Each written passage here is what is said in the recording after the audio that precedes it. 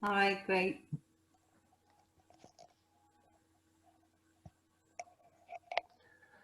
Ba-ba-ba-dum.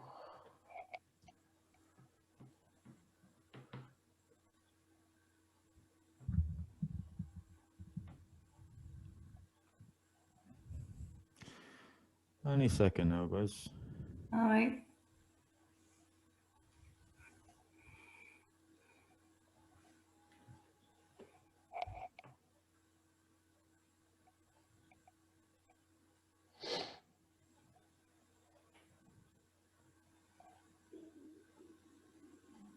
I think we're live, are we? We will be there now in 2 seconds. Okay, brilliant. Now we're live there, guys, yeah? Okay, Mark, listen, thanks very much for joining us today. Pleasure. Hello, Martin. Hello, Susan. Welcome. And Susan, thank you again. What? You're getting to be a regular, Susan? What? Yeah, it's becoming a habit. Yeah. Okay, guys, walk away there, yeah? It's a good habit. Hi, Mark. Thanks so much for being here today. I really appreciate it because I just feel like we've been through, you know, so much kind of heavy energy and stuff since Christmas, and you have that real lighthearted approach to all of this stuff, which keeps me kind of ticking over in the gloomy days, shall we say. And so I think maybe today we'll try and keep a little bit of lightheartedness going, and you're the man for that. Do you want to give us a little introduction to yourself and how you got on this journey? Oh, right. So, council house kid from England. My nan was Irish, funnily enough, but she left. She had to leave she left Limerick in 1918 because they couldn't afford to feed her. Then dumped her in Luton, and she had 11 kids. One was my mum, and dreamt about flying, and became a pilot in the RAF. But my first memory was demons coming for me and trying to recruit me when I was a kid, when I was like 3 or 4 years old, and which I never thought I'd talk about that publicly. But when I started doing this, I think the first thing I did was an interview on the Charlie Ward show, and it just came out. And what was amazing about that is that when that came out, I just got approached by loads of people saying that happened to me, and I was like, why have I been keeping this so quiet all my life? Yeah. So when I was in the Air Force, I realized that I was being trained to kill people, and I didn't want to kill anybody, so I left. I was the first person in 60 years in my position to resign. Yeah. And also, I had the dubious pleasure of meeting Prince Philip at St. James's Palace and shaking his hand, and I took the piss out of him to his face, and the look on that guy's face I'll never forget, and I can still feel his handshake. Most evil man I ever met. Mm-hmm. And I was questioning who I was working for. And I started questioning then who I was working for. I also saw things that were the opposite of what they were saying to the public that they would, was happening. Yeah. And this was under Thatcher's government, Thatcher's paedophile-ridden, disgusting government. And then I went on a journey of, I was writing poetry. I did that led to stand-up comedy, which I did for about 7 years. Ran a theatre company, and I had no backup, so I had to go.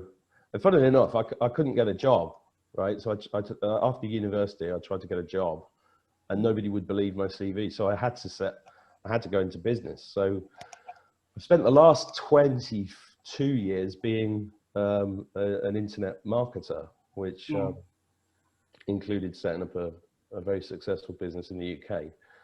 And the spiritual journey just got louder and louder and louder and louder, and what the short version of it is that it culminated in me having a suicidal weekend 2 years ago, where I just couldn't. It was like being in Groundhog Day. It was just like I was in the shower again, going, "What the fuck am I doing here?" And then it just got really, really bad. And something got me out of that, and then brought me to this. And then this year, 2020, when the lockdown started, I knew this was coming because I'd been studying this stuff. I mean, I've done 30,000 hours worth of study at least, I've read every book. I've been to see everybody. You know, I've been to every talk I can possibly cram in. I've done ayahuasca, peyote. I've done everything I can to try and explore who the fuck am I. Yeah. That's what this is all about. Remembering who you really are. So then the lockdown came last March, I think it was, and I sat there going, yeah, I knew this was going to happen. I knew that there was going to be a virus. I mean, we dodged the biggest bullet in history when Donald Trump got in 2016, because the witch was going to take over from the Antichrist and kill all of us, right? This was the plan. The Georgia Guidestones made this very clear: keep 500 million people, which means they have to kill 6, 7 billion people, right? So that was the plan. But my understanding, you know, I'm not saying any of this is facts, and by the way, anybody watching this, don't think I'm just like an oracle. I'm not. Your opinion. Go and do your own research. The COVID was used as a cover story. It was part of their plan. Plan B was to get all of us vaccinated with this DNA altering RNA microchips, evil nonsense that Bill Gates, the eugenicist whose father started Planned Parenthood, or was part of the start of Planned Parenthood.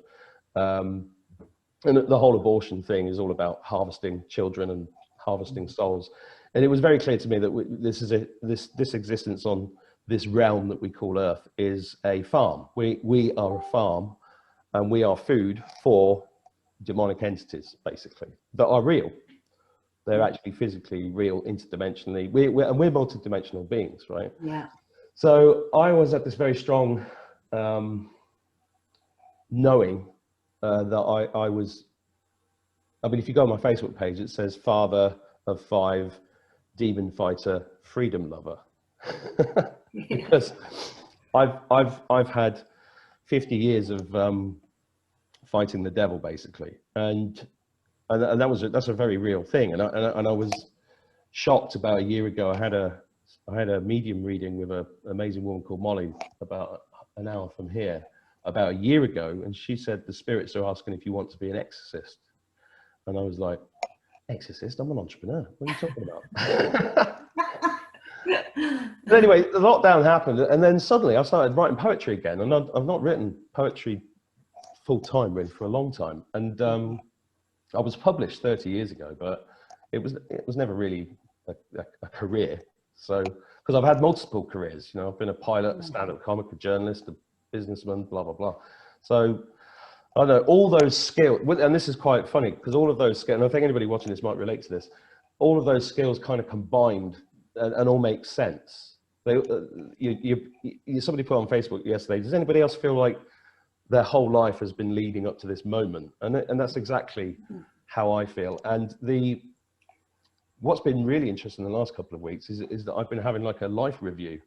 So all these memories random memories are popping up. And I'm very psychic as well. And the message that I'm getting is, do you understand why that happened now?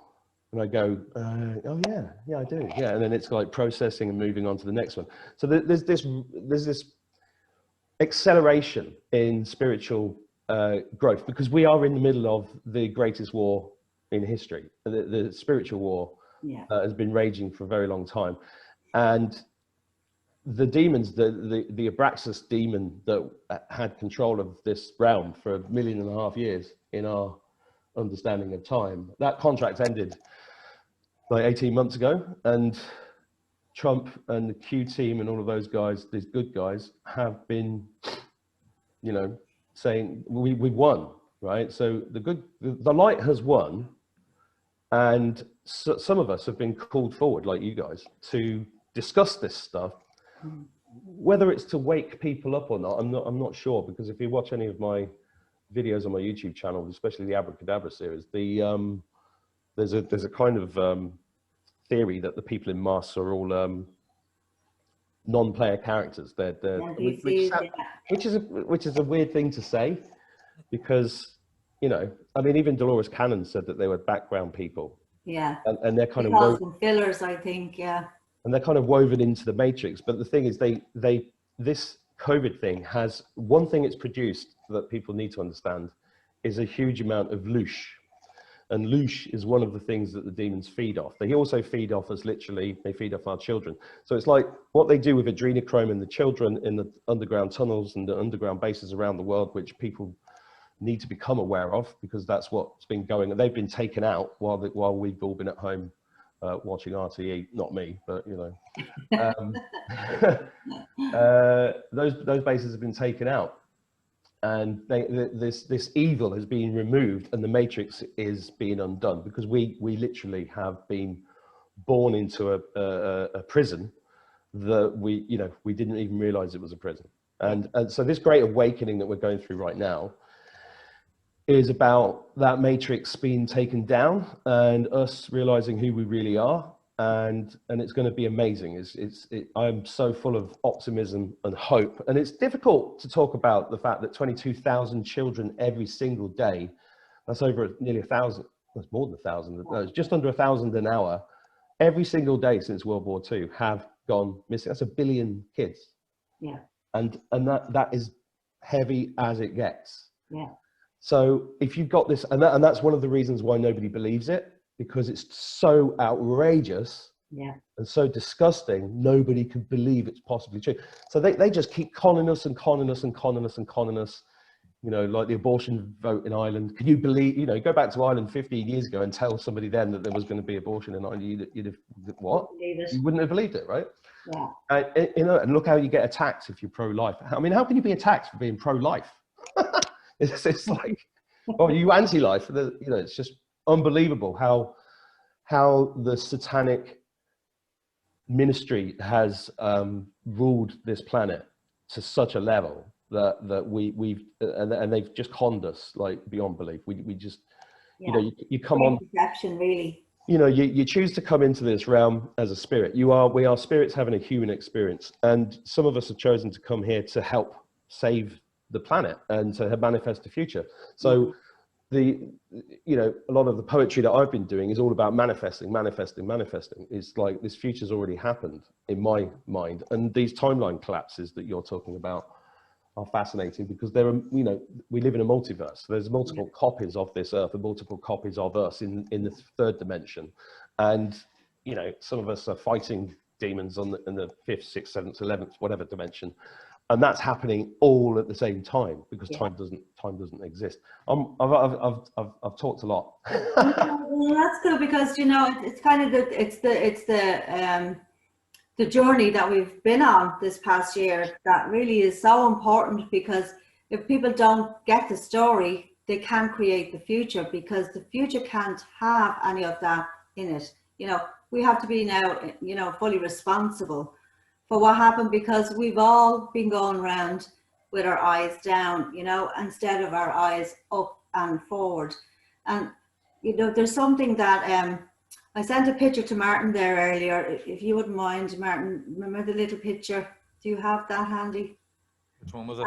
I just thought it was really interesting. I came across it there a little while ago. It's called... I can't remember the name. It's an engraving that Flammarion did of this guy supposedly peeping out of the firmament. Have you seen that? I don't know.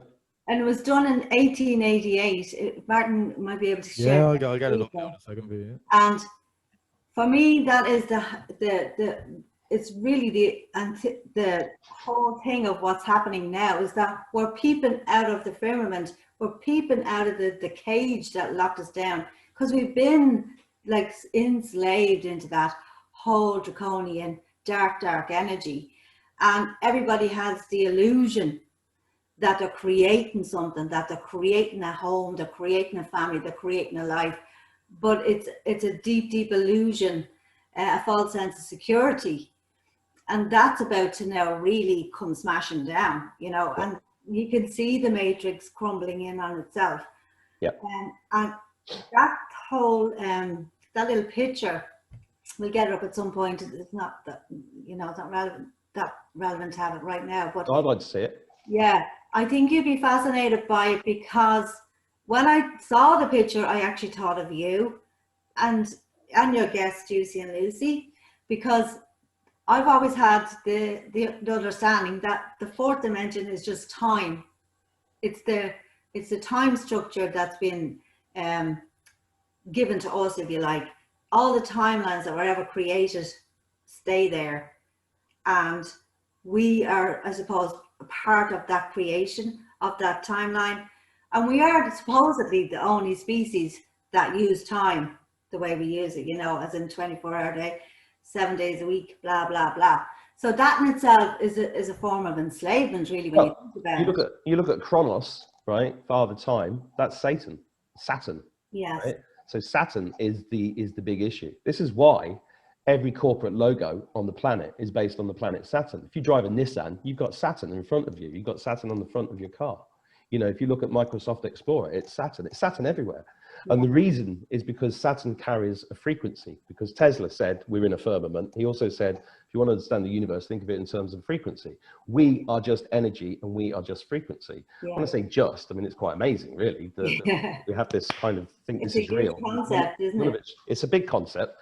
Yeah. But, and the frequency of Saturn comes into us because we are the creators. Right, this is the big thing that we've been conned out of. We've been told to believe that we're separate, we're meaningless, we're nothing. That you get born, you go into you go to school. The word school means break. You school a horse to break it. Yeah. It's the same with children. You school a child to break them, and what you're breaking is their spirit.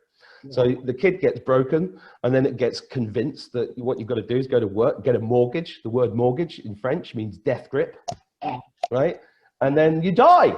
And then they pump you full of chemicals and pharmaceuticals and hope that you die, you know, of Alzheimer's in a home. Is that like living? I don't think it is. No, you know, prison. It's just so, it's so strange how we have bought that concept, you know.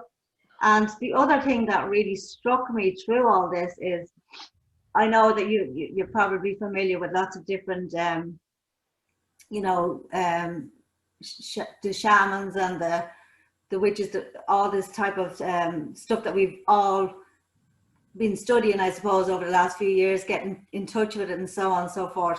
But one of the things that always amazed me was what they use for the scrying device. I don't know if you know about that, like the black mirror. Oh, yeah. The scrying device. And it just suddenly hit me like a ton of bricks there. Last year, that the scrying device is supposed to look through the past, the present, and the future. Sorry, Black Mirror. There it is. The Black Mirror, you know, and a lot of people that would use that, like the white witches and all, would use them and stuff like that. And I've worked with energy for a long time. That's my but that's what I've been doing for the past 7 years, is creating a business around frequency, teaching people about frequency, the scale of consciousness, where we are in that, and also how to understand their, I suppose their role within the power they hold within that frequency range. Are you an energy healer? Yeah. Do you know Tom, the energy healer in Ireland? Tom, I can't remember his surname. He's like the #1 energy healer in the world, and he's based in Ireland. What's his second name? I can't remember. I know lots of energy healers, you know, but the scrying device is your mobile phone is a black screen. Black mirror, yeah. The television is the black screen. Yeah. You know, but instead of us having the power of looking into that and seeing what we could use for ourselves, that was holding us under the spell of not seeing anything, you know. Yeah. So I just feel that is important for people to start identifying the things that held us back, you know. Yeah, well, it's funny you say that. You know, over the years I've been attacked by people because I've been very vocal about all of this stuff on social media for about 10 years, but I only started talking about it on YouTube last August, and during that 10-year period I've lost basically all of the friends I had from my business career and a lot of my family. And there was one particular person who's pretty famous in the UK who just kept telling me off, saying, you can't keep talking about this heavy stuff. It's too heavy. It's blah. And I've been very much of the opinion that if we cannot understand what's happened to us and cannot understand the truth about our entire history, you know, I mean, people should be getting bloody angry about this. I mean, there's, you know, all of our ancestors have been abused beyond belief, and I feel like I've had to clear generations of shit. All that heavy energy, in order to get to the point where I am now. And you know, my dad was abused by a priest. I was abused by a doctor in this religious cult. My mum was abused. Most of my family were abused. And I'm just not taking it anymore, because most of the people in this country have been abused, right? The Catholic Church is the biggest paedophile ring on earth, right? And they've got to face up to this. And we replaced Catholicism in Ireland with this demonic government, right? I mean, even the kids' church, sorry, not church, the kids' hospital in Dublin. What is it? It's built in the shape of an eye, and people need to understand the symbolic nature of that. That hospital is a soul harvesting machine. That's why it was so over budget, because of all the underground stuff they put underneath it, and it's in the shape of the eye. And people need to look at Saturn. Saturn has two storms on it, one on the top, one on the bottom. One's in the shape of the eye, which is the Eye of Horus, which is, you know, it's all there in Lord of the Rings. That's all a true story. Tolkien said it was a true history of Earth. And the other storm is shaped like a hexagon, and the hexagon represents a cube. And that's why you see black cubes everywhere, especially in financial districts, outside banks. I've seen them in Wall Street. I've seen them in London, you know, in the Vatican. You know, these are the three legs of the stool: the Vatican, the City of London, and Washington, DC. The Vatican's gone. London, the City of London's gone nearly, and Washington. That's what we're seeing now. And we're playing out all this negative energy, because this negative energy has to be used up in order for all this positive energy to come in. And one other thing that I learned this morning, which I from a very good friend of mine, is that deals have been done with, you know, if you look into Eisenhower, allegedly he did deals with aliens. If you look at Hitler and the Vril Society, you know, the Vril is something everybody needs to look at. VRIL, go and research it. Ireland's been infested with Vril. The whole world is, actually. Hitler did deals with aliens or interdimensional beings or demons or whatever you want to call them in exchange for technology. That's why the Nazis had UFOs and a breakaway society in Antarctica, which is another realm in and of itself. Forgotten why I was saying this now, sorry.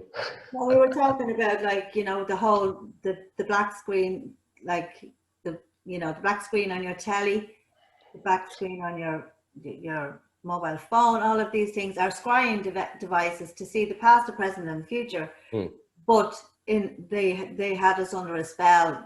You know, really using that technology has kept us way down, and it was really built to keep us from looking up and looking out, but mostly from looking in, you know. This is the journey now. It's the inward journey. And I feel that, you know, I know you felt it, but after Christmas, coming up to Christmas, it was really dense energy. Then after Christmas, it was like, oh my God, I can't hold this type of energy. You know, I have to transmute this somehow, some way. I really have to get this out of me, you know. And I know you struggled with that. I know lots of people who are, I suppose, more aware of energies have had probably very hard 12 days, you know. Yeah, I mean, I went into a cocoon, and I just focused on my children and had a very nice time with them. But I couldn't make any videos. I couldn't really, I wasn't answering calls or emails. I just wanted to, really had to take stock. Because this process is so amazing, actually, what we're going through. It's a very big thing. And you know, for me personally, I've been I use the scale of consciousness to show people how to identify where they lie within that, and that starts from 0 to 1,000, and the lower consciousness ranges from, say, 200 down. Most of the countries in the world hold a frequency of 200. Some of them are slightly higher, depending on regions and different things, and if they're, you know, very religious or stuff like that, and a lot of praying goes on, that will raise the frequency.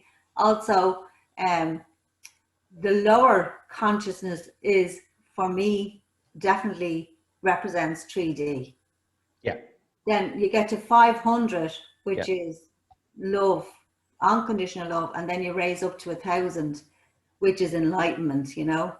Well, you know, one of the reasons why Ireland was battered for 800 years is because it was a very high frequency place. It is a very high frequency place. I mean, we're surrounded by portal tombs. They are portals, you know, and loads of people know, you know, the fairies and the leprechauns and all that stuff's true. It's all real. Oh, it's very real. But when you vibrate at the lower level, you can't see it. No. And this is also why they chose China. The Satanists chose China to be the example to the world, because because you know, we just dodged a massive Chinese bullet.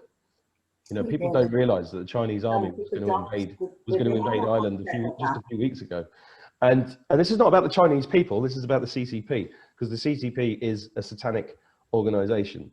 Yeah. And they chose China because China was one of the most spiritually advanced places on earth for thousands and thousands of years. It was an enlightened place. And they said, if we can do it to China, we can do it everywhere. Yeah. And they did. I mean, people don't realize that communism killed over 200 million people. Yeah. It was so bad. The people were eating their own children. They were so hungry. That's how bad it is in China. They do organ harvesting now. They've got concentration camps for Muslims and Christians and for the Falun Gong. You know, and they take their organs out while they're still alive. This is China. You know, and this is going on right under our noses. Yeah, and do you know, they do tell us, Mark, like it is put out there, you know, in subtle ways. We're shown maybe a shocking thing, and then it's hidden from us, you know. Well, they have to tell us. Expand that, you know. They have to tell us what they're doing. That's part of the law of karma.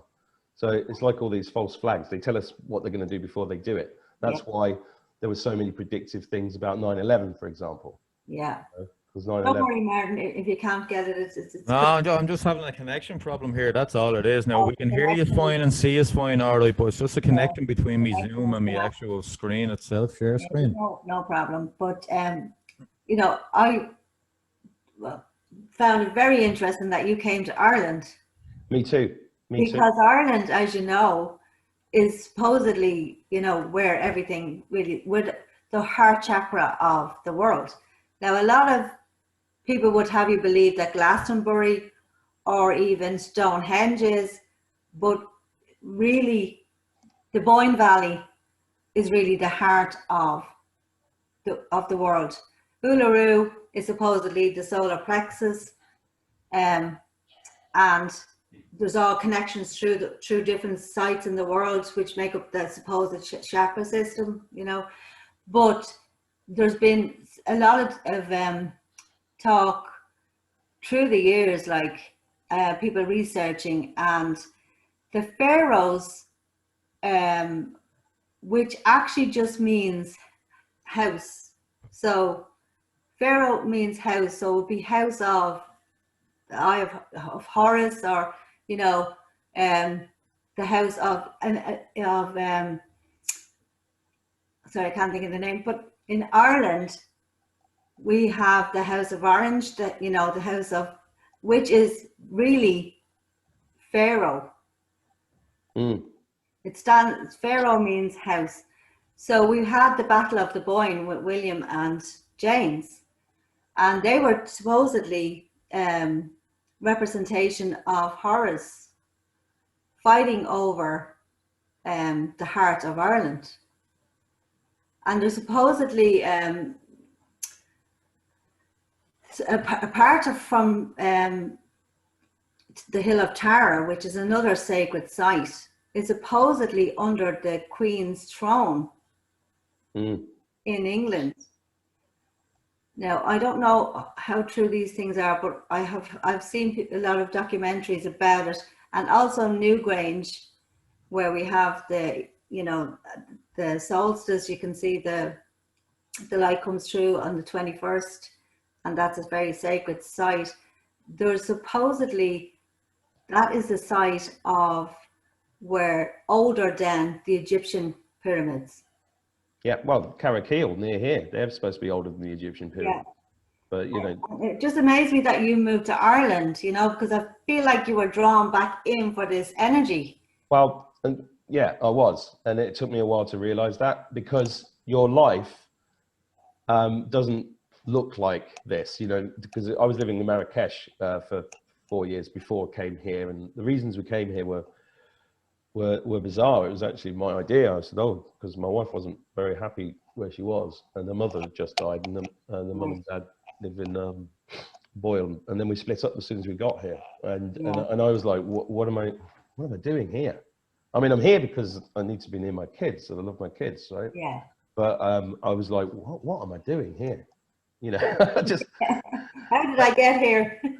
and the reasons I'm in this particular town are so bizarre. It was actually because I was running a theatre company 25 years ago, and there was one female part, and this woman walked in for the audition, and as soon as she walked through the door, I was like, she's got the part. And her mum comes from was a famous singer from here, Right. and she was in a Billy Connolly's favourite band, and I can see, unfortunately, she died a couple of weeks ago, and I can see she died right near me, and this is like 25, 30 years later. It's very, very strange that she came from here, died here, and I'm now living here. I've been living here now for 2 or 3 years. So, yeah. But it became apparent to me over the course of this year why I'm here, because why I'm here in this particular part of the world, because there's a lot of us sort of dotted around the planet that have a particular job to do. Yeah. And it's all about frequency. Yeah. And it's not an ego thing. It's not anybody's better than anybody else. It's nothing to do with that. In fact, I was laughing. I was chatting to, I don't know if you know Al Pisoni.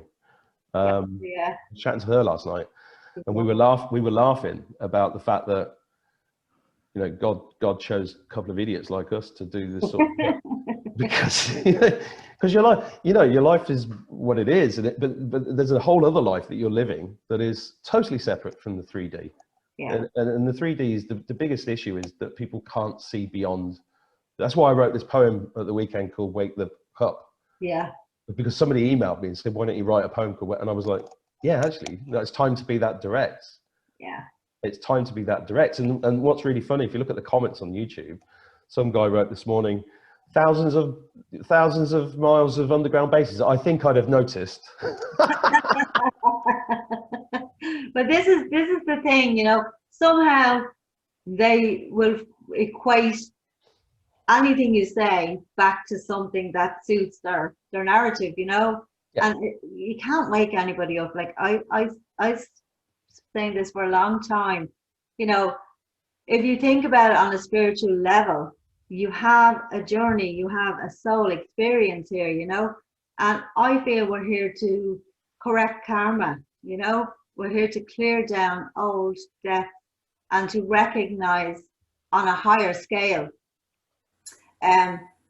what really has presented itself to us time and time again. Because there's one thing that I studied throughout my healing experiences is patterns and how they crop up time and time again within a family structure. And, you know, even down to like a mother might have 2 children and had 2 miscarriages or lost 2 children. And then one of the daughters would repeat that. Yeah. It just keeps repeating because we're not paying attention. Yeah. I mean, if everybody watching this should go and look up The Hero with 1,000 Faces by Joseph Campbell that was released in 1930. Yeah, I think. He's fantastic. Yeah, and this is exactly the same thing. He noticed that every story throughout history that has resonated through time had the same structure, which is called the hero's journey, right? Yeah. And the hero's journey is the story of Jesus. It's the story of Luke Skywalker. It's in every movie that's ever been successful. It's the hero's journey, left, right. In fact, I used the hero's journey 15 years ago to structure a comedy show about Doctor Who that ended up in the West End and toured for 7 years. And it was just because of the hero's journey, because it resonates with us on a cellular level. Yeah. And the human race is in the hero's journey, and we're in the very last part of the end of the hero's journey. But it's also on a cellular level for us, but it's also on a universal level. So that everything goes through the hero's journey. Yeah. And this is like breaking that cycle. Yeah. This is all about breaking the cycle. It's all coming down now, and this is, you know, what I've been concentrating my thoughts on. Well, I have been for a long time, is cementing in a timeline of one that I want to see come to fruition, because I totally believe that we hold that power within ourselves. We are the creators. Because our divine power to create is becoming now much more centered within our hearts. And well, that's what I didn't finish saying earlier about this. The frequency that comes from Saturn gets beamed into us, and then we create. Because it's like data comes in and then we create it, because we are creating the hologram. Yeah. But it's based upon all the inputs. I mean, it's like, if I was talking about Saturn again, if you live in London, one of the most satanic places on earth, you're surrounded, the one sign you can't avoid is the London Underground, which is Saturn. It's everywhere, right? This is why everybody in London voted against Brexit and the rest of Britain voted for it.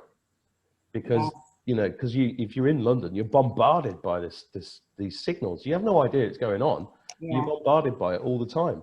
Yeah. When I was working in Camden a few years ago, and you know, the pub next to the train station in Camden is called the Eye of Camden, and it's got a pyramid with a great eye on it. I mean, it's right in your face, you know. And there's a symbolism will be their downfall, huh? Well, the symbolism. Once you understand the symbolism, you can't get away from it. Yeah. You know, and I learned about the symbolism in 1999. There was a Canadian stand-up called Alan Park. I've interviewed him. Fascinating story, actually, but he handed me the Protocols of the Elders of Zion all those years ago, and I freaked out when I read it. I've since learned that the Protocols, it's nothing to do with Zion. I mean, it was published in 1905 in order to create hatred against the Jews. That's why it was published. But the Protocols themselves go back hundreds of years, and they were created by the Sabbatean cult, which are also known as the Phoenicians, the Phoenician families that lived in Venice, 13 families that have been controlling the world because they had contracts with these demons. And that's why we've just been conned by the money system is a con. Your birth certificate is actually a financial instrument that gets traded hundreds of thousands of times through your life. We're all owed millions. All debt is illegal. Yeah. And this is what I think we're coming into the golden age and quantum financial system, Jasara and Nasara. This stuff's actually happening. Yeah. You know, a friend of mine in America had $130,000 worth of student debt while it disappeared like a month ago. So it's happening, right? So we are coming into this amazing, but people think it's all science fiction. They think yes, because they can't. I don't know about you, but it's okay, Martin. You can just put it back on screen. I'll send that to Mark at another time. Yeah, no, I'm just thinking about sorry, Mark, about this now. It's just it's the live feed you see between my Zoom and the Facebook has crashed. I'll send it to Mark privately later on. We're live on Facebook now, right? Yes. Yeah. I looked at your page earlier, and one of my friends is following you already. It's Mary. Mary, if you're watching, hello. Hi, Mary. I met Mary at David. Yeah, no, see that the problem I have is on the Zoom here now. I can't get off the screen, the share screen.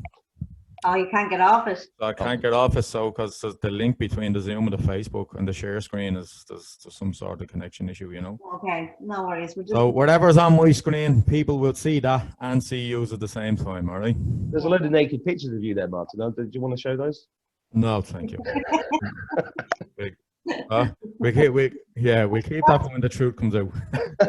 Well, you know, what I have spent a long time doing now is, like I said a minute ago, is cementing in a new timeline for myself. You know, one that I never really got an opportunity to do. You know, probably in many lifetimes, I don't know, but and that I think is something I'm kind of passionate about. You know, instilling into people their true sovereignty, their true power, because if we don't get a handle on that word power, and we can't give it away anymore. We have to operate from that central point within us that holds the key to who we are and why we're here. And a lot of people are saying, you know, oh, I discovered why I'm here this year. I really am truly more in myself now than I've ever been. Yeah. And I'm passionate now to continue on this timeline. But what I feel that people who, let's say, are still mask wearing or believing there's something out there, I feel that they have always, you know, really never stepped into their power of their, you know, never felt that, you know, feeling of I have my own power. My power doesn't come from an outside source. It is my own, you know. And I think they're very easy to manipulate. I mean, I studied hypnotism there a couple of years ago because I was interested in doing past life regressions. Yeah. And I wanted to go down that road. And really in Ireland, we're very structured. We have to have a certificate for this, a certificate for that. You know, no one can just say they're what they are unless they can produce a document. So I decided to go off and study hypnotism to be able to go bring it into the spiritual aspect rather than what a lot of the schools of hypnotism are using it for.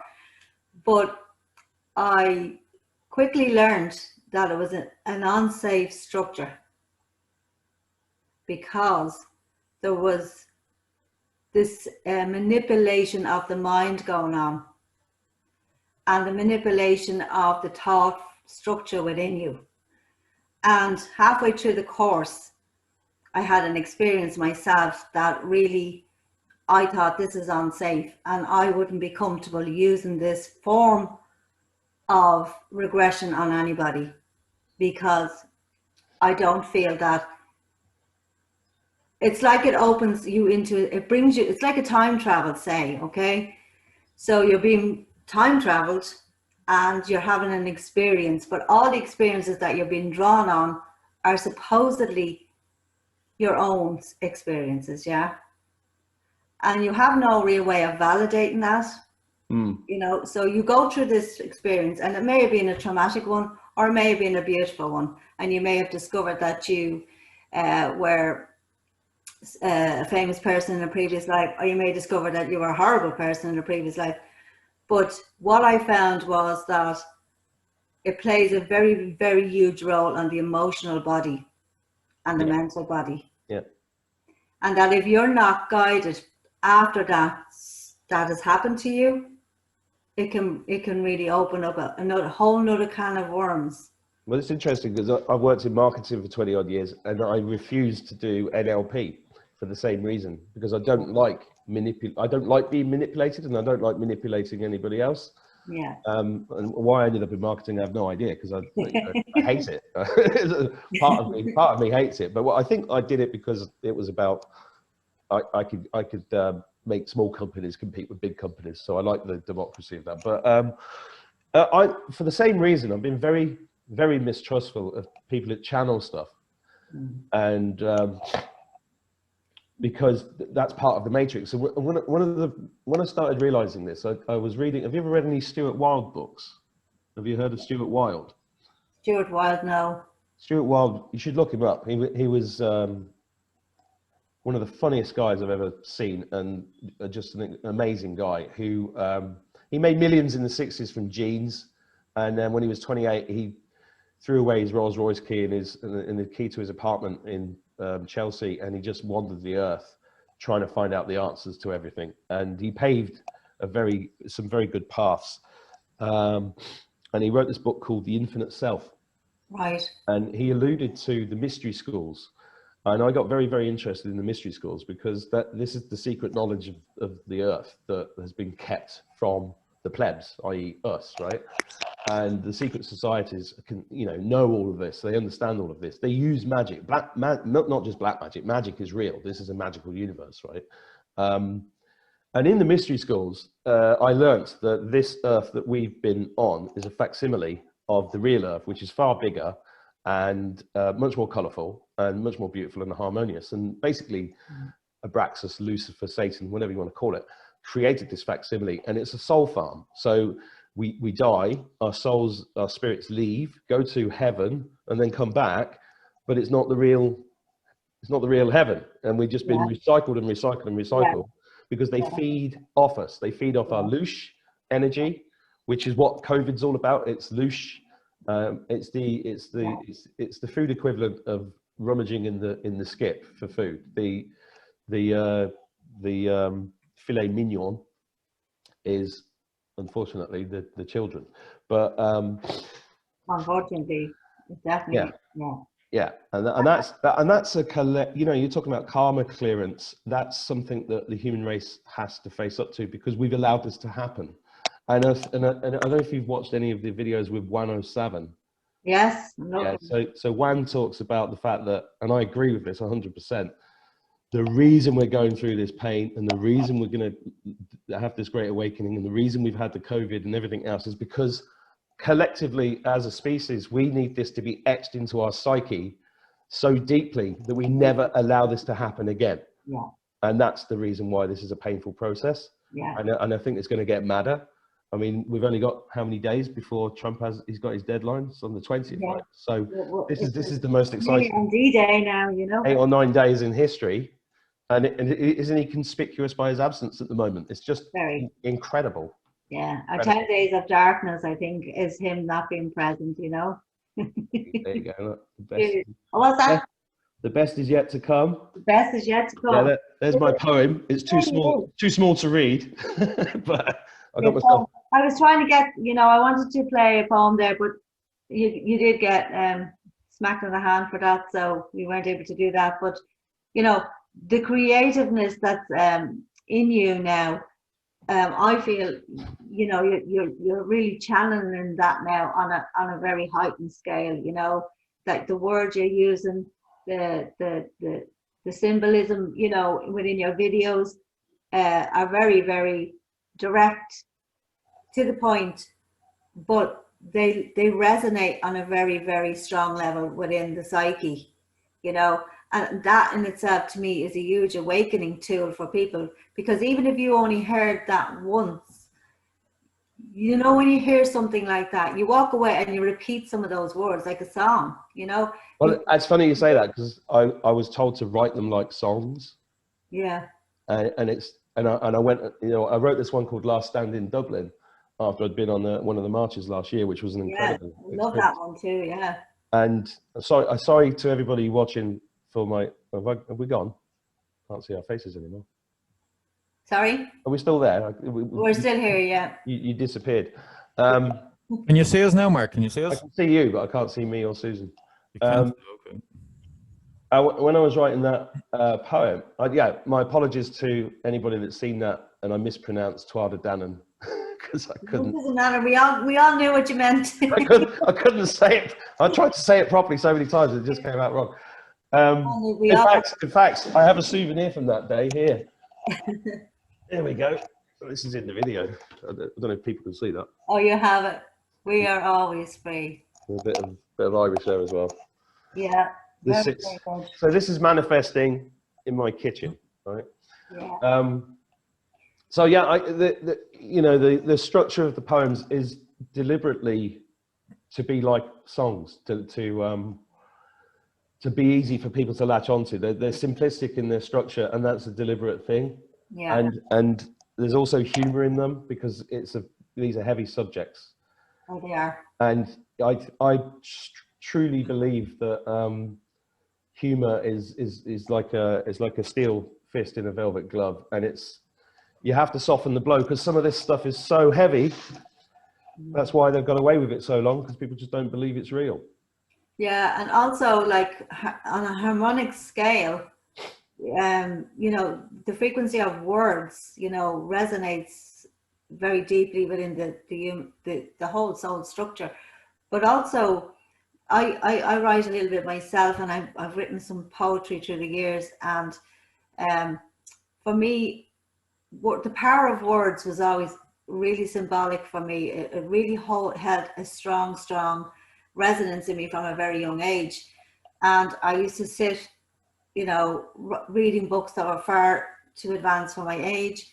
My best thing at Christmas time was I couldn't wait. My mum and dad always got us books at Christmas time, and I couldn't wait to come down the stairs to find what books I got that year. I know books are the thing that make me the most excited. Although I was thinking about this today, the majority of books are full of shit. You know, because they don't just own all the media. I mean, look at RTE, look at the BBC. They're just paedophile protecting satanic fucking propaganda machines, right? Yeah. CNN, NBC, all of them. They're all going to go down, but they're going down last. But the Satanist controlled all the media. He who controls the media controls the mind. But they also controlled the publishing companies. That's true. You know? They controlled the publishing. I've got a book next to my bed that needs to be removed called, I think it's The Penguin Guide to the Occult. And I was reading it the other day because it's one of those books I've meant to read for a long time. And I was flicking through it and it became apparent, it's all bollocks. Everything in there is just nonsense. They've got pages on Aleister Crowley and stuff. And it's just like a really funny version, you know, a bullshit version of his life. It's the watered down version, the filtered version. Well, it's the manipulated version, the same as all the news is, fake news. It is all fake news, but they put truth in there. So they mix up the truth with the bullshit so that it becomes, it's the same as, you know, the Council of Nicaea changing the Bible in 300 AD, because we are spiritual beings. You can't deny that we're spiritual. So some of us have deeply spiritual experiences that are impossible to ignore, which mean that we have to explore that. And we're more connected to our higher selves than, say, some of the other people, as you mentioned. Because of that, they had to ring fence us with religion. So they created these versions of events that people would still have a spiritual experience if they go to church or whatever, or they read the Bible, but it's ring fenced in terms of, it's the same as all science, and all these books and gatekeepers are written by gatekeepers. So, for example, most of physics is based upon Newtonian stuff from Isaac Newton. Yeah. He was a gatekeeper because it's blatantly bollocks. What you know, it's the same as Karl Marx. Karl Marx was a satanic poet, and he was right. If you go and look at Karl Marx's satanic poems, you'll find, you know, he worshipped Lucifer. So he was perfect for them to pay to write Das Kapital, which I studied deeply mathematically at university. And it's the biggest load of shit ever written. But that book and the Communist Manifesto are the basis for the CCP and what happened in Russia, and the basis for what's happening, what they're trying to do now. I mean, Ireland is a communist country. You know, like you said, you could have a certificate for everything, insurance for everything. You can't do a fucking thing. You know, there's no enterprise here. There's no manufacturing in this country. And everybody's suckling on the nipple of the state so deeply that of course they're going to do what they're told and believe what they see on the TV. Yeah. I mean, my kids were saying, "Oh, can we watch the Late Toy Show?" I was like, "No, you cannot watch that shit." And you know, and then they were going around their aunties sat there watching it. I'm like, "No." And then what do? They use the kids to advertise the fucking vaccines. Yeah. On the Late Toy Show. You're trying to protect your children, but actually, in fact, you know, it's so difficult now because they have access to so much that, you know, Black Mirrors. I know. But, you know, going back to the power of words, what I feel is has really strongly happened as well is, I mean, I used to sit and look up what the words meant, you know, when I was a kid. I was reading the old Curiosity Shop and all that when I was only 8 and 9. This is what I'm getting to, yeah. And I'd go and research that word until I understood the context of which it was meant to be in the sentence, you know. But then grow up a little bit and I went to secondary school. And then you're thrown all these plays to study and you're thrown this, you know, these poems you have to learn. But you're told what they mean. You're not just given them to read and express your own interpretation. You're told that in this section he means X, Y, and Z. So one day I said to the teacher, now I was always a bit of a rebel, so I said to the teacher, she said, "What do you think that means?" It was one of Shakespeare's poems. What's the name? The Ozymandias one. And I said, to be honest with you, I said, I think he's talking about something that's not particularly of this world or something like that. And she said to me, "No, that's not the correct answer." No, I had that all the way through school. The correct answer is, you know, and teachers are the worst. Yeah. They're the most, you know, teachers, doctors, they're the most brainwashed people. Yeah. They're the last people you should be listening to is teachers. Yeah. And my English teacher, funny enough, I used to send up my essays, and she'd call me up one day. She used to make a show of me always in school. I was always picked on because I had red hair and I was always the one everyone saw, you know. But she called me up one day and she said, Susan, you are not auditioning for Jackie magazine. And I said, but you asked me to write a story. And she said, yes, but you're not auditioning for Jackie magazine. And I walked away and I said, well, how are you supposed to use your creativity? Maybe that's what I like to write about at this point in time, you know. But she took that away from me, you know. There's always someone chipping that away, you know. So you do take it on board. Hugely. She ended up, now she's in politics, she's in the Dom. Of course she is. Perfect place for a satanic witch. Yeah. I just thought, wow. Did you ever see, I mean, I started waking up with education when I saw Ken Robinson's talk called Do Schools Kill Creativity, which everybody should watch. And I read his book. I ended up setting up 2 schools in Morocco, homeschooling schools, right? Yeah. And as soon as the kids moved here, the Irish education system's been so dumbed down. I mean, it's just extraordinary. I totally agree. They were like 4 years ahead when they got here. Now they've just been so dumbed down. It's shocking. I mean, the local school here that is, you know, I've got to be careful what I say. It's shocking. Yeah. You know, but it is really. And you see, sorry on the train of thought, the language itself is a prison. Yeah. So the gatekeepers are the Oxford English Dictionary people. Yeah. The people who control words, right? Because words are spells. That's why it's called spelling, right? Yeah. So words are actually spells. They have power, huge power. That's why the pen is truly mightier than the sword. Okay, Yeah. and it really is. Words can shift entire continents, and they can shift mindsets, and they can shift consciousness, right? And they are magical. So they have controlled the whole fucking thing. You know, this is why people like Charlie Freak use the word understanding instead of understanding. Yeah. But the word understanding is really powerful. You know, like if a policeman pulls you over and says, do you understand me? And you say, yes, you've just entered a contract and agreed to stand under him. Yeah. You know, and we know so little about it. Yeah. You know, and we don't teach kids anything about spirituality. They don't meditate at school. They don't grow vegetables. They don't go out in nature very often. It's just ridiculous. Everything that's based upon test.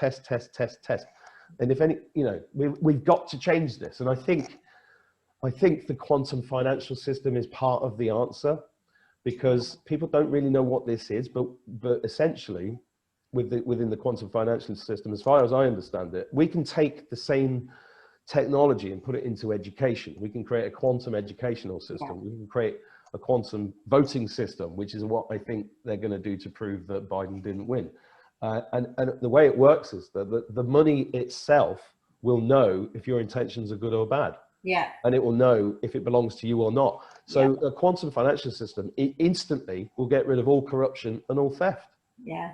You know, I feel the quantum financial system is like a type of energy, you know, an energetic frequency, and that we will rise up to match this frequency. You know, we will constantly evolve our bodies, our minds, our awareness, everything. But that's happening now. Yeah. You know, I was speaking to JCK this morning, and she said she keeps getting this. She's basically the world's best medium, and she gets this message saying you won't recognize yourself in 3 months. Yeah. And I keep getting 322. Yeah. 22nd of March, 322. Yeah, that's so, because myself, Martin, like there's a group of us behind this Q&A Ireland thing. There's 5 or 6 of us, you know, behind the scenes. And by the way, how wonderful is it to meet you guys, and how wonderful is it that you're doing this stuff? It's incredible. I think I said to you on the phone the other day, Susan. Yeah. Oh, you got name checked in my video on Saturday a lot. Have you watched it? I did. I saw it. I did. So we had a great conversation on Saturday night. Yeah. You know, when I started the YouTube channel, I literally thought I was the only person in Ireland that knew any of this stuff. And it's just it's wonderful to see you guys do what and like Martin he's really behind the scenes, you know. He's gone through his own journey. Martin, would you like to tell Mark a little bit about your own journey through this? Yeah, well, my journey is very similar to most of his. Do you know what I mean? I suppose the time frame, the times is different, I suppose, as in, you know, a man in his 40s, you know, when I was younger, all right, I suppose it's the system that sucked me in so easily, you know, so easily. I know it sucked all of us in so easily, but for me, the system, I'm coming from an addiction background, and basically that's been part of my journey as the awakening. For me, is the is giving up that addiction was the true big bang for me, if that makes sense. That was the real eye opener for me. It was the real, wow, this is unbelievable. This is what I was before. This is not who I am, you know. And I think that's what it was for me. That was my journey. But then also over the years, you know, I was always inquisitive. I always questioned everything. There was, I suppose I'm guilty and I'm accused of over-analysing things, where that's just me, you know. I over-analyse it, and the reason I over-analyse it is because I believe if I over-analyse, for myself personally, if I over-analyse it, I will get to the truth. Yeah, stop asking too many questions, Martin. That's what that is. Yeah. But as I said, as you know, as I got older and as I start learning about certain things and meeting certain people and understanding things, you start realizing then that, you know, there's more to what we were. You know, for me now, I'm not going to sit here and tell everybody my life is fantastic, but it's not. But I'm in a place where I'm able to understand my life a bit better, rather than, you know, not being in control of it. If you know what I mean. Like, for many years I wouldn't have been in control. You would have been reliant and dependent on certain things. But for now, I'm understanding now I suppose the material things. I'm understanding the things I need, what I don't need. I have 2 young children, so that has been part of my awakening too. Because when my first child came along, my daughter, that was a big eye opener. Now, it didn't totally smack me in the head, but it sort of opened my eyes a little bit more. But once my son came along, then that was it. You know, that was when I really said, okay, listen, things have to change. Things have to, you know, this is time to get a grip of yourself and things like that. But it did take time. It wasn't just, as I said, as I was explaining to Susan before, my addiction stopped 2 years ago, actually 2 years on the 1st of January this year. And that was the really, really, really great awakening for me, because I realized what I was, what I wanted to be, and what is possible and what's not possible. That's really my journey of it, you know. Everything else I put down to excitement, enjoyment, experience, because this is what I love doing. I love learning new things every day. It's the whole reason we set up this, because it's getting to meet people like yourself, Mark. You know, like, genuinely, a couple of years ago, there was probably no chance of us ever speaking. You know, same with Susan and things like that. And I might have met you in a pub. You could have. So that's what I mean. There's certain people that you would not have been in touch to. So for this journey for me has brought me into, you know, getting in touch with myself and a lot of people around the world, and getting myself in touch with understanding who we are and what we're supposed to be. I suppose, as you were saying earlier on, Mark, there about that, where, you know, we're basically leasing these human bodies. Yeah, we've got to. It's so exciting. Yeah, and we were actually only talking about this the other night there, and I'm at a level now where I'm so excited about the future, and it's time to stay there, if that makes sense. Absolutely. We've been up on so many highs and then been let down so much. Mainly true, I suppose we have to take responsibility for that too. But at this stage now that we are taking responsibility and we are up at a level, and it is possible, which is very important as well, that we need to get out there. It is possible for people to get up onto that higher dimension. It is. You know, so many are so dumbed down. But for me, I want to enjoy it where I am right now.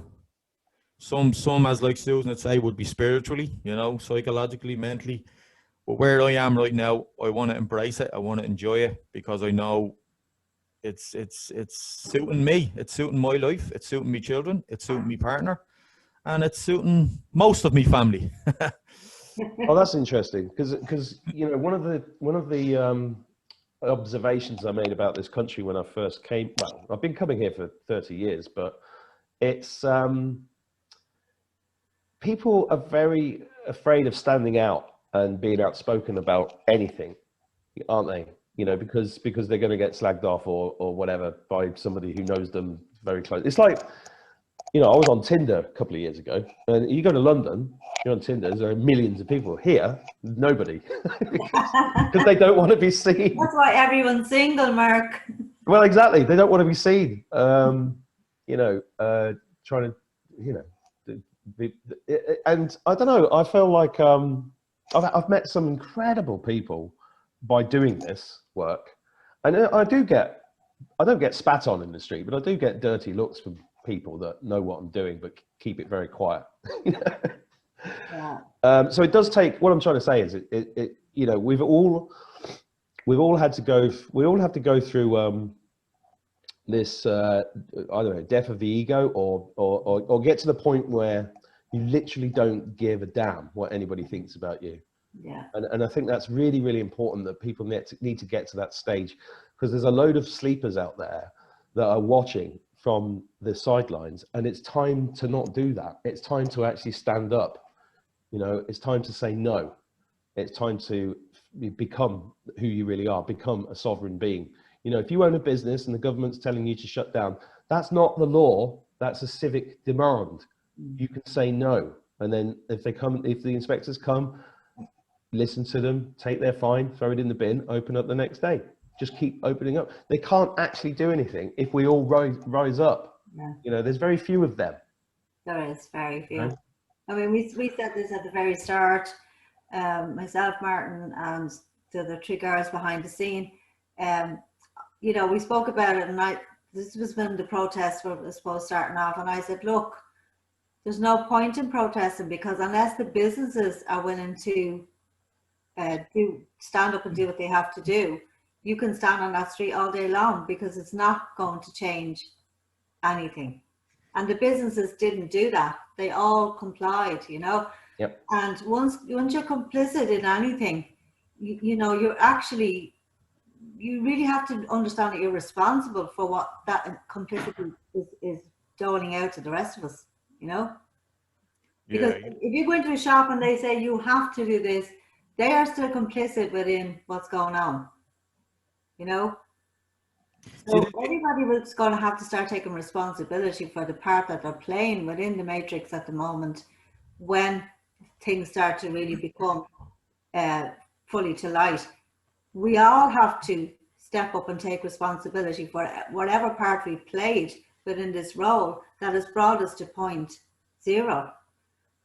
Because we can't do that again going forward. It can't come with us, you know. And if you don't recognize it and you don't stand up and say that I know I did that, I didn't intentionally, it mightn't be intentional. Like, a lot of this is not intentional, it's manipulated, but it's still your action at the end of the day that is creating the huge consciousness of this virus, you know.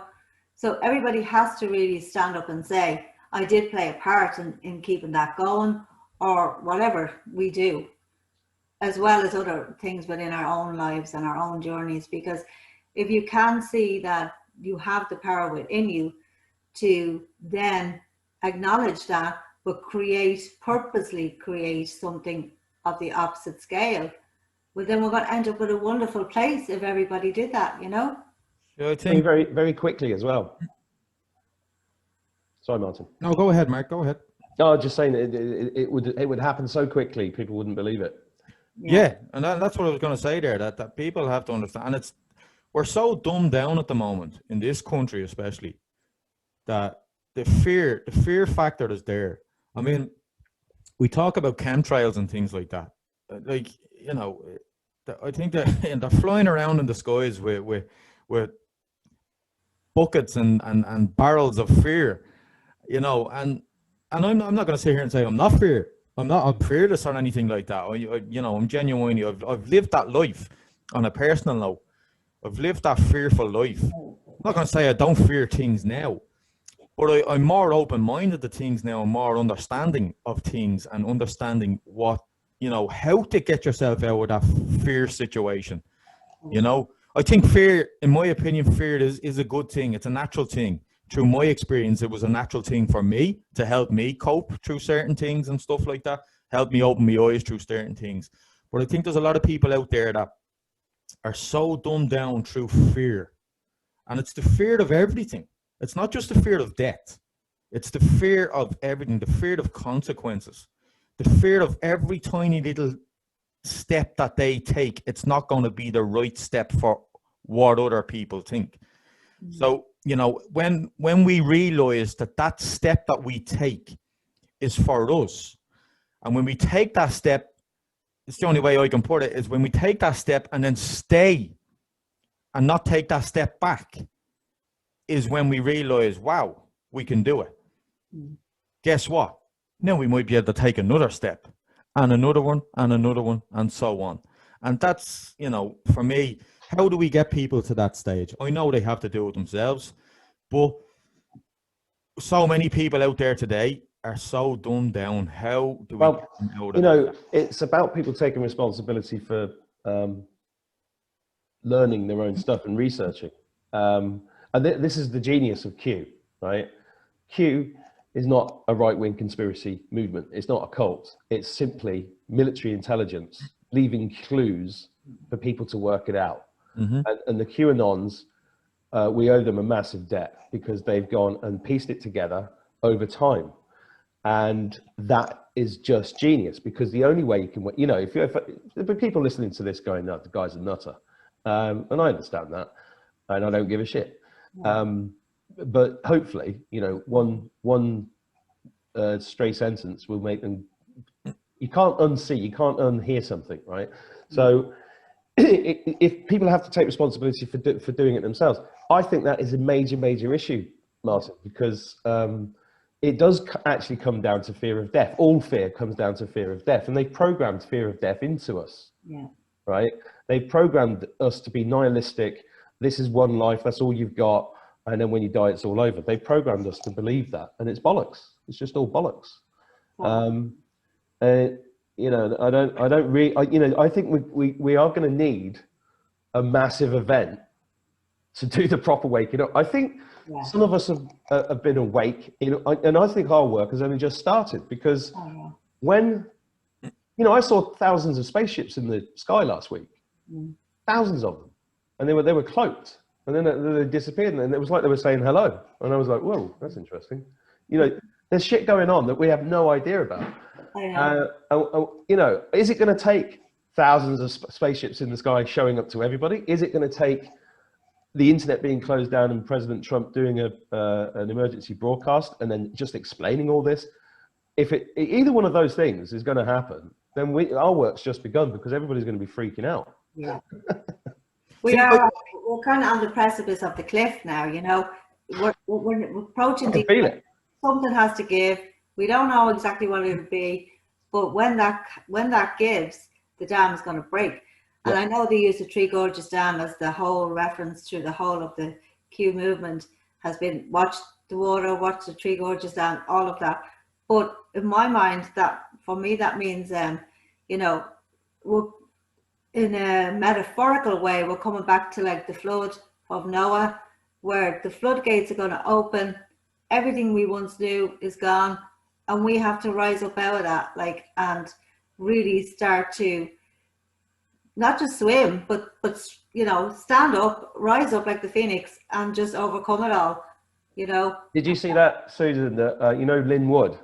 Yes. You know that the word Lynn means a body of water. It does. Yeah, I thought that was really interesting. Yeah. Watch the water. and I definitely think that we're back to that biblical time of when the flood came, you know, or even Atlantis, the whole crashing down, the resurrection, you know, and I feel we're on that precipice now. And I feel that we have been feeling that energy. We understand that energy on some metaphysical level. And we're ready to, I suppose, step out now and be seen to help anybody, I suppose, that needs that life-saving jacket, maybe, you know? 100%. And a lot of people aren't going to make it, you know. People are checking out. People have the suicide rates through the roof. People who are taking the vaccine are dying.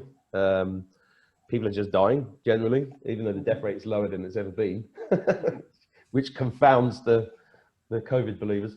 And some people what for you, Mark, now going forward, we'll wrap it up, I suppose, with this, like, what is your timeline going to look like going forward? It looks amazing. I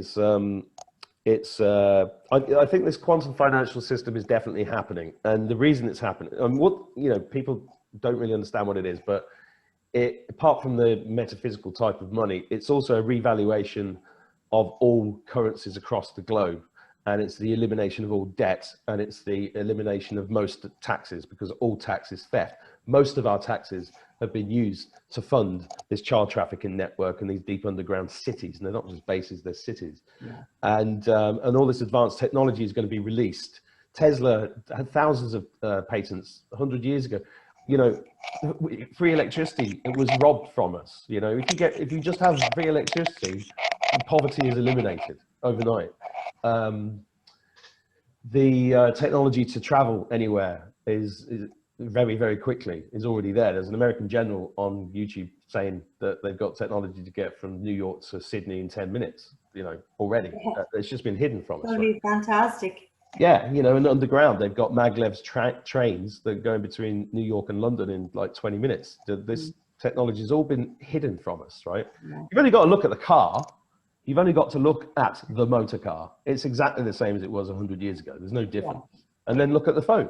Look at the difference. And, you know, look at Colosseum in Rome, the Great Pyramids, and we can't build a 2 up, 2 down without taking a year, you know? Exactly. It's nonsense, right? So we're in this stupid system. The system's going down. And what we're going to do is we're going to go back to being in tune with nature, right? So we're going to be with no regulations, minimal government, and just being in tune and loving thy neighbor and having freedom of travel around the globe, freedom. And the great thing about the quantum system is that the truth will be, you know, this is why I think blockchain is going to be part of this, because the blockchain is an irrefutable ledger. And if you combine an irrefutable ledger with a way of measuring truth as a frequency, which is what it is, then that truth frequency means that only wisdom will be, you know, preserved to be shared by all instantaneously, because we're all part of one consciousness. Yeah. So once that gets unlocked, you know, 97% junk DNA, that's what they tell us. I don't think so. You know, no. We don't use 90% of our brain. Well, let's unlock all that. You start, I mean, every child that's born is a genius. Yeah. And then it gets battered into them that they're stupid, or they're, you know, like you said earlier, don't ask too many questions and all of that. That's all got to go. Yeah. You know, the way that we give birth has got to change. It's got to become orgasmic and natural. Yeah. And I think the financial system thing is like a stepping stone. We're going to move towards a world where we don't need money. Yeah. But people won't understand that immediately. So I think it's a case of, if you make everybody basically rich and every country rich, and use the QFS, then there's no need for anybody to steal from anybody. Nobody it's going to get rid of jealousies and all of that kind of stuff. And it's going to be nirvana. That's my timeline. It's a utopian nirvana. It's peace and love and fun. Back to fun. Where's all the fucking comedy and music gone? Yeah. You know, I'm missing it. Well, you're here, Mark, to bring a little bit of that. Well, we'll see. We'll see. I love your timeline. And Martin, have you got a timeline that you're gonna? Again, it's fairly similar to that, yeah. But Mark just mentioned the word there was a very important word for me, is fun. Yeah, you know, fun is a huge word for me, because I on a personal level, the more fun I have, the more connected I am with everything. Really. Yeah. No, I suppose the more fun I have, the more of a free spirit I seem to be. So that's basically it for me going forward. Everything else is going to be just what I make it, what I try and make it. You know, I don't worry about the financial side of it as of yet, because when it comes, then we'll deal with it. Yeah. I don't get into much of that, but yes, of course, I do look forward to it. But when it gets here, I'll enjoy it more. But what for me at this moment in time, the way things are at the moment is the way I want to enjoy it, if that makes sense. I want to enjoy what it is now. And then, and if there is downs as well on the way forward, the amazing thing is being able to deal with them things going forward too now. As Mark was alluding to there a few minutes ago, we talked about, God forbid, these suicides out there today. The suicide rates have flew through the roof, Yeah.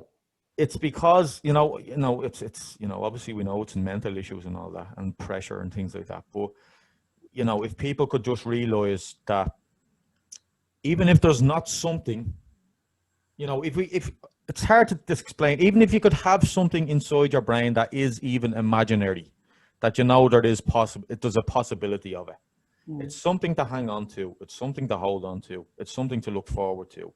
And most of these people today, they don't realize that. They don't realize that there is something different there. There's something to look forward to. Definitely. So for me, yeah, I'm happy out. I'm enjoying meeting everybody. It's great. It's fantastic. We had Mark, we had Sasha on the chat yesterday. Yep. We've had other people from around the world on our chat too. Obviously yourself today, and it's great. It's amazing, and the vibes that we're all like. It's amazing the different vibes we have now. So you go to your local supermarket and you walk to your local supermarket and it's depressing. No matter what way you look at it, it's depressing. Whether it's mass, whether it's be the eyeballs on you, whether it's the conversation you're having, everything is so depressing. It's so dumbing down. So being able to break free of that, being able to get out of that situation, and I've always said to Susan as well, especially with your home should be your haven, in my opinion. If you're out there and you're in that situation and you're able to come back to the good times, if you know what I mean, come back to that high energy, that high level of, of open-mindedness and happiness and excitement, then that's always a help, So for me, it's as is, enjoy it. Yeah. And I'm looking forward. Well, when this crap's over, let's have a big party in Dublin. Absolutely. In Oh, we will. Trump's Hotel, Mark, in Trump's Hotel. Cool, I'm there with bells on. Cat, his eyes are glittering there. He's gorgeous. A nice way to end the show. My timeline is very similar to both yours, but what I'm really feeling, and it's the letting go, and something came into my head as you were talking there about your own timelines, and I just thought, I have this thing in my healing room and it says, angels can fly because they take themselves lightly. You know? Absolutely. And I think that's what we have to start doing now. Let go of the heavy, let go of the weights, let go of the slavery, the chains, everything. And let's just be free to travel to our journey now and create wonderful things on earth, Hear, hear. So thank you so much, Mark, for being here. Like, it's just been a great chat and a great awakening time, I think, for everybody to listen in, to get your noses and to take that on board and go with it, and take the bits they like and leave the bits they don't like. Like, none of us here are anything more than anybody else. We're just sharing our noses, and that's it. And I want to thank you for taking the time to come, and sorry about the technical difficulties, but I really enjoyed having you. It was lovely to meet you both. Thank you very much.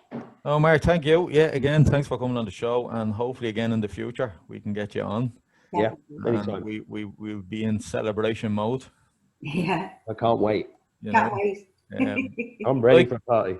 Thanks for making the day better through these last few days of the heavy stuff, So thanks for that. It's been great. Right, guys, I tell you what's going to happen now. We're just with the technical difficulties. You might be still live, so I'm just going to try and get you off. Yeah. Okay. As quick as I can. All right. What's the cat's name, Mark? Midnight. Oh, very apt. Yeah. Very apt. Boy, girl. She came to me in a dream, and then she came to the bedroom window 2 days later. Oh my God, that's amazing. And dark to light, Yeah, she's been protecting me. It's amazing. But you can see how much, because I felt like she wanted to be part of our conversation there for a few minutes. No, I think she's just addicted to whiskers. Right, guys, you might just get cut off there now, so if you just say goodbye. All right, okay. Listen, thanks a lot, Mark. Thanks Appreciate so that. much, Mark. It's been See you guys. Thank Take care.